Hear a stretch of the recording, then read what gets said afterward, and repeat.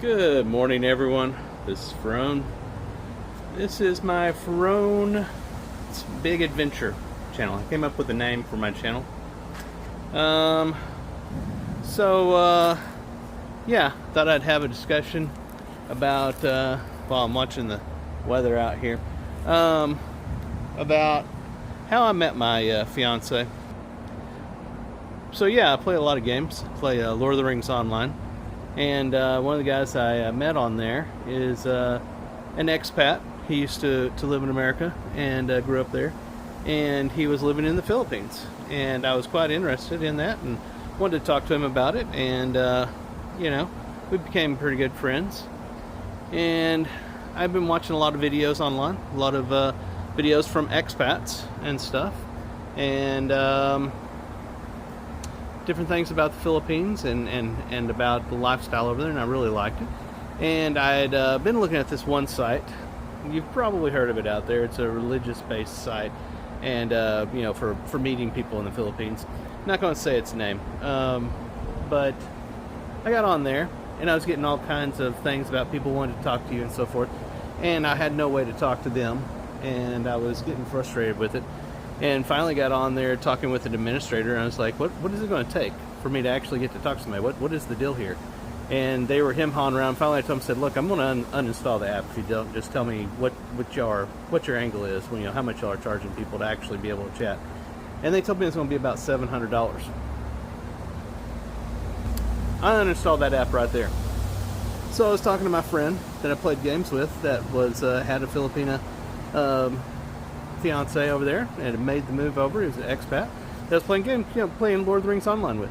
And I said, how did you meet somebody? He said, OkCupid. I just used OkCupid. And I told him, said, well, I mean, I've looked at OkCupid before, but it's going to show that I'm, here in North Texas, and that's not going to show me anybody.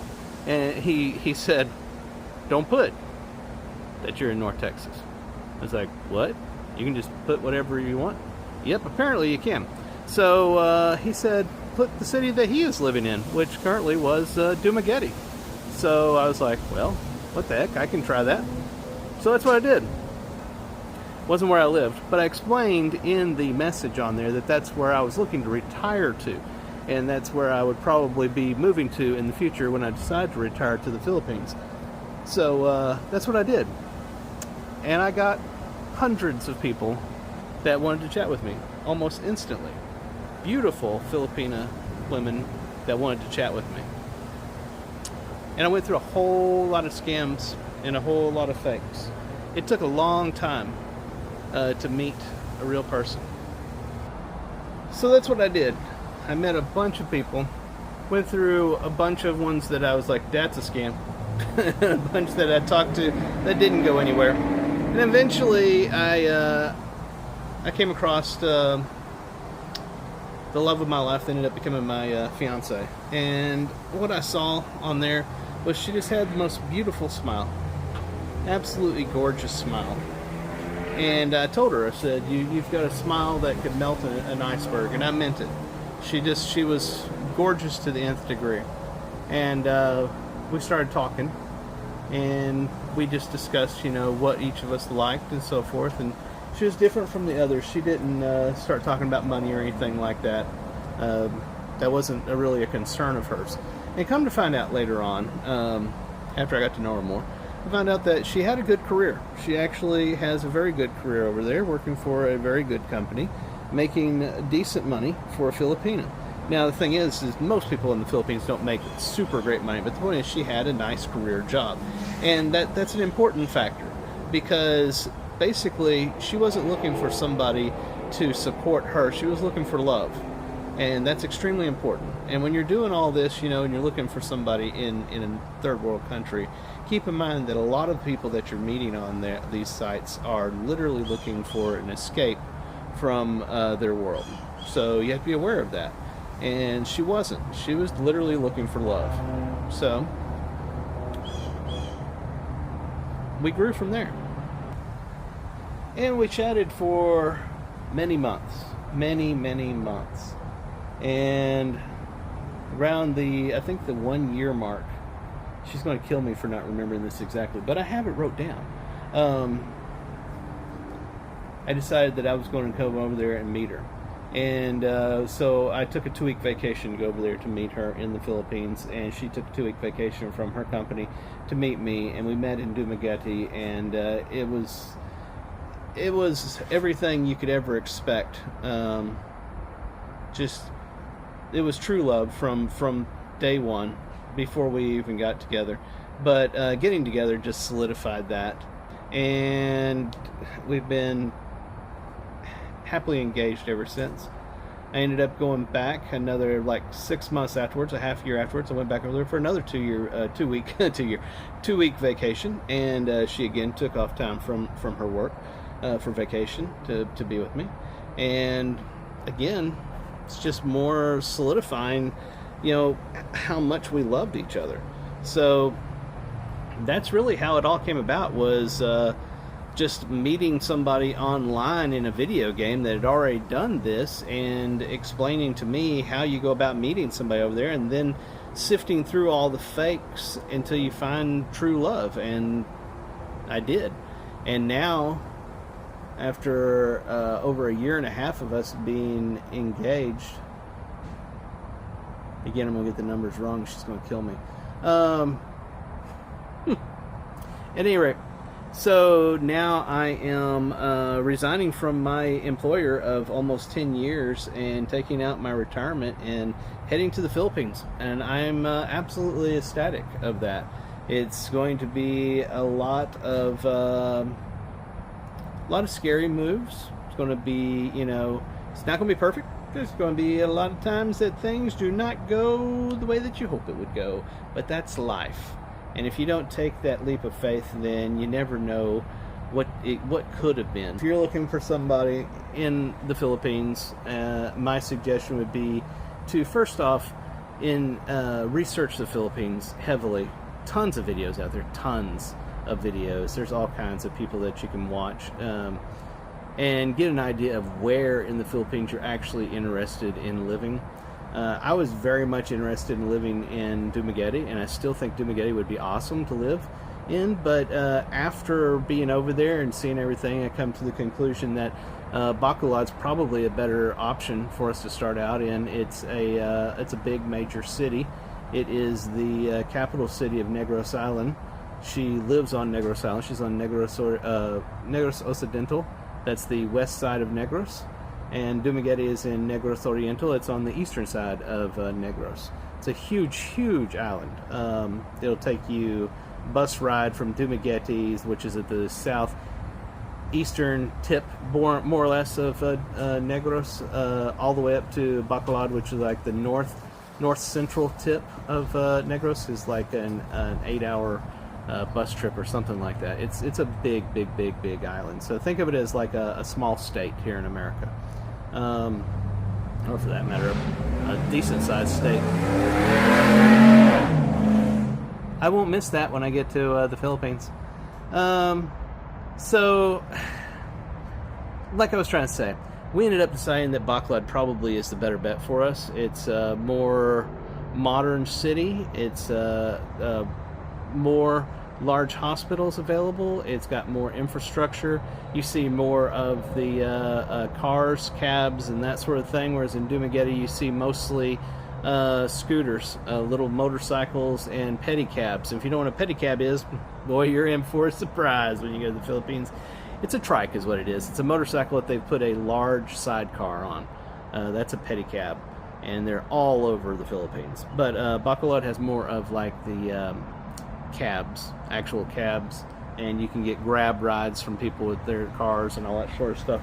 So it's a little bit more modern city, but at the same time, it's not like a Manila or a Cebu, where that it's those two are like huge vertical cities with massive buildings and stuff, whereas Bacolod has some of those buildings, but it's more sprawling. It's a large sprawling city with houses, housing districts, and so on and so forth. They have a large downtown that is growing with those big buildings. Mega World is massive and getting even bigger. So they have that, but that's not the actual focus of Bacolod, if that makes sense. It's more like a sprawling city that you would see in America, something that you would see in Texas or something like that. So I think that's going to fit us a lot better.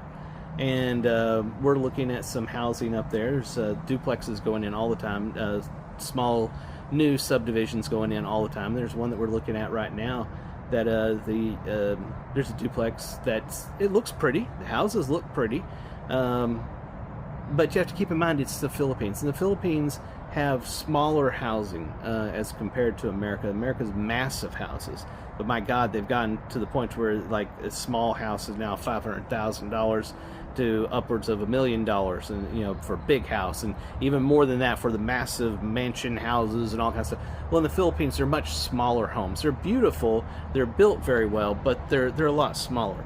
So like the duplex we're looking at is, I think, between 50 and 70 square meters is the actual size footprint inside the house. It's 2 stories tall, but the thing about it is it's brand new, still being built. It won't be ready to be for us to move in until next year, like September 2027. That whole process time is getting the money in there, the down payment, so forth, and them finishing building it and all kind of stuff. But here's the kicker. Brand new duplex, $26,000. That's it. That's the total price of the duplex. And it's in Bacolod City, which means that you're a short drive away from the beach on a tropical island in paradise for $26,000. Yeah, if you haven't caught on, that's why expats are retiring to the Philippines. The bigger houses that they have, they call them single detached. It's over here in America we call them single home. It's not attached to anything, but they call it single detached, something like that. They're slightly bigger, upwards of closer to the 70 to 90 square meter size and so forth. They're like 40,000 to 70,000. If you want to be in a big, huge, tall condo building with the beautiful swimming pool, gym, and all that, and the security guys walking around down at the gates with their shotguns and all that kind of stuff, just a beautiful condo. Yeah, you can get those. You can get those between $40,000 and $120,000, depending on how large you want. They're going to be small condos. We're talking like 30 square meters for smallest, upwards of like 60, I think, square meters for the largest. But you can get those, and you'll be right on the beach and so on and so forth. That's the difference. If you were to get the same thing here, like let's say Miami or somewhere in Florida, California, somewhere on the coast, it's a tropical condo building, yeah, you're talking hundreds and hundreds, if not millions of dollars, hundreds of thousands to millions of dollars for the same thing. That's one of the main reasons why people are retiring to the Philippines from the West, because it's a beautiful tropical country. The people are incredibly nice. They really are. They're extremely Christian based, mostly Catholic. If you go to the southernmost island, it is Muslim, but the vast majority of the populace is Catholic, Christian Catholic based, and they are super family oriented. I mean, it's the most family oriented country I've seen in a long time. I think Mexico is probably the next closest that I've witnessed. They almost all speak English, some form of English, some bit of English. And everything you see, all the government documents, all the signs everywhere, everything's in English. It's kind of bizarre how it is a Southeast Asian country that you would think you're in America, because everybody, speaks English. And they do have their own languages. Like Negros Occidental, I was talking about, the western side of Negros, they speak Hiligaynon. That is their main language, their number one official language. Negros Oriental, on the eastern side, they speak Bisaya. If you go towards Cebu Island, and also a lot of places around there, they also is Tagalog. They'll speak that. There's multiple languages in the Philippines, but they almost all, especially the younger generations, speak English, and a lot of them speak very fluent English. So it's the only Asian country I know of that's like that. So you've got beautiful, honest, Christian-based, family-oriented people that speak English. All the government documents in English. All the signage around you is in English. It's insanely cheap to live there. They don't have a massive process for you getting a visa. Literally, from what I see, most people that go over there get a tourist visa for 30 days, and they extend it, and they just keep extending it. Every time it comes up, they go back to immigration, and they extend it. And when it gets to a certain period, I don't know how many it is, it's like 1 year or 2 years, something like that, where they won't let you extend it anymore. They get a ticket to Thailand or Vietnam, they stay for a week or whatever, then they fly back to the Philippines and get another tourist visa. People have been doing this for decades. It's pretty insane. Now, if you get married over there, which I fully intend to do, when we get married, I will file for what's called a 13A visa, I think is what it's called, and that is a spousal visa. So because I'd be married to a Philippine citizen, I would be able to get a permanent, so to speak, visa, the 13A visa, as a spouse.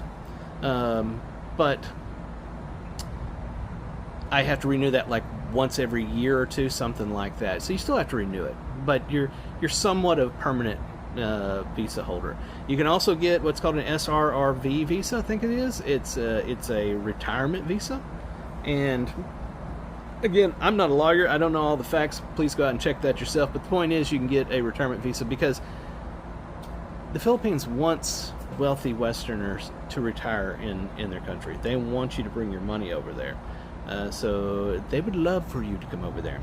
As young as 50, you can start, I believe, last time I checked, as young as 50, you can start getting a retirement visa for over there. Yeah, but that's way off topic for this particular video. This video was how did I meet my fiance. That's how I met her. I met her on OkCupid.